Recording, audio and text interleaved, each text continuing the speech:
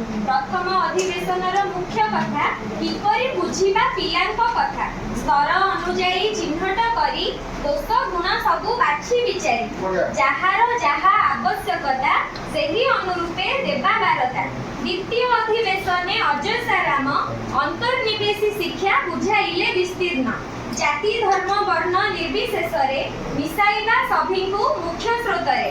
तृतीय अधिवेशने सुधांशु राम क्रियात्मक गवेषणार पहिले सोपान समस्या सबुकु चिन्हट करी विश्लेषण कले बुझी विचारी समाधान पंथा आमे निर्धारी प्रयोगे समस्या जीवटी हारी।